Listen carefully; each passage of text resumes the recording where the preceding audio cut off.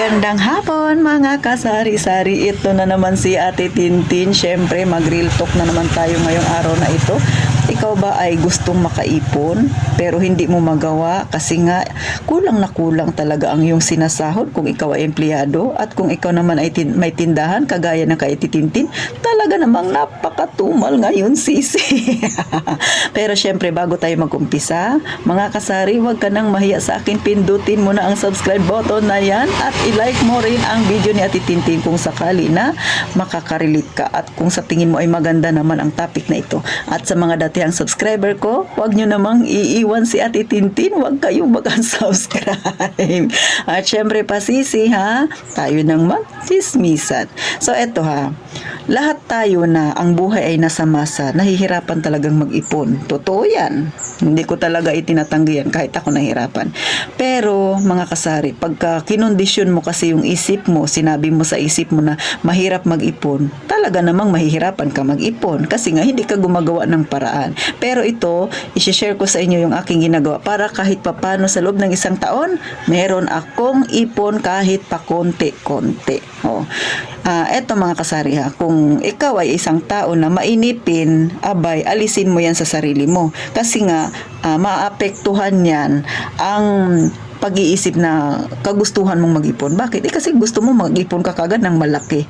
Ang pag-iipon ay hindi sa malaki o sa maliit yan. Ang pag-iipon ay kung paano mo umpisahang disiplinahin ang sarili mo. O, diba? Kasi para kang nag-aaral, aaralin mong mag-ipon ka. O, kasi hindi mo yan ugali. O, dahil nasanay kang gumagastos. Pero, pag nadisiplina mo yung sarili mo, napag-aralan mo yung mga ginagawa mo na yan, o, diba? Kung paano ka mag-umpisang mag-ipon, tuloy-tuloy na yan hanggang sa masasanay ka na, at syempre pa hindi na maliit ang gusto mong ipunin kundi malaki na.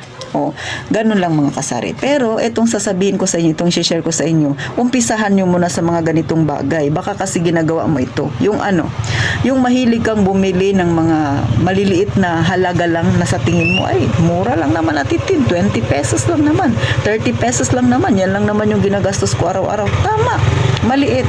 Pero sa loob ng isang taon, ilang days ba tayo meron? Hindi ba 356 days? At kung 20 pesos ang iniipon mo sa loob ng isang araw, i-times mo ng 356, nasa mahigit din yan 7,000. O kung mainipin ka, ay talaga namang hindi ka makakapag-ipon kasi sinaksak mo na dyan sa isip mo, atitin, 20 pesos lang naman araw-araw, ang tagal-tagal pa niyan mag 7,000. Tama, matagal talaga mag 7,000. Pero, yung ganyang style ay gusto mong ikondisyon yung sarili mo kung paano mag-umpisa mag-ipon. Tinuturuan mo yung sarili mo para matuto kang mag-ipon. Dinidisiplina mo yung sarili mo. Kasi mga kasari, ang nakaugalian natin ay mahirap alisin. Kaya si Ate Tintin, nag-umpisa sa ganyan para masanay ako. Ngayong nasanay na ako, paunti-unti, nakakapag-ipon ako ng malaki. Sa totoo lang mga kasari, ako nag-umpisa rin ako sa barya, 5 piso, 10 piso. So, ganun yung inumpisahan ko. Next, wala na ako dun sa 5 piso, 10 piso. Nandun ako sa 20 pesos. Papel na ang iniipon ko. Noon yon. Ngayon, 50 pesos na kada araw-araw ang itinatabi ko sa loob ng isang linggo. Magkano yon? Sa 50 pesos isang araw, di ba? 350 din yun. So, nasanay na ako na ganun yung ginagawa ko.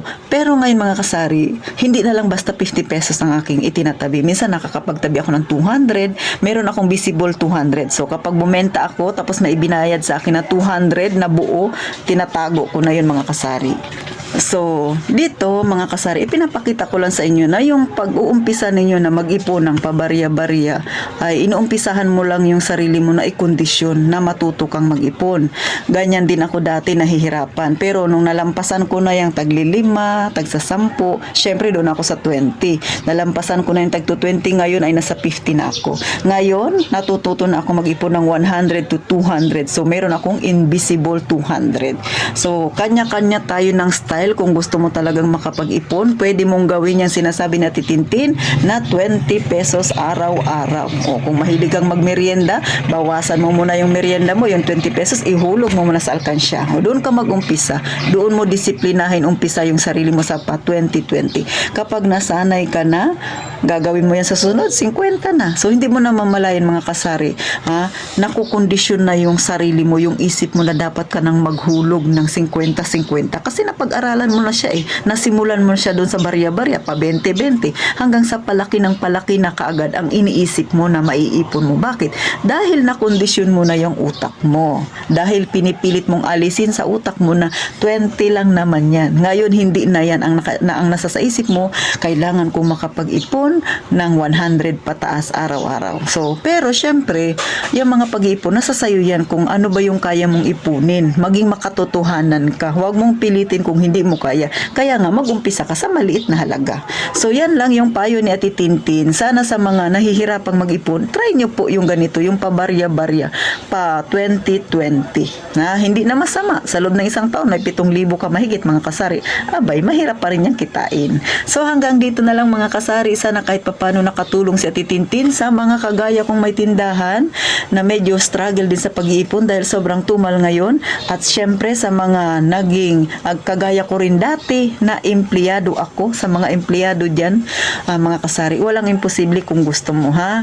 Basta determinado ka lang, matutunan yung mga bagay na yan. So hanggang dito na lang mga kasari, gaya nga ng palagi kong sinasabi, mag-iingat tayong palagi mga kasari.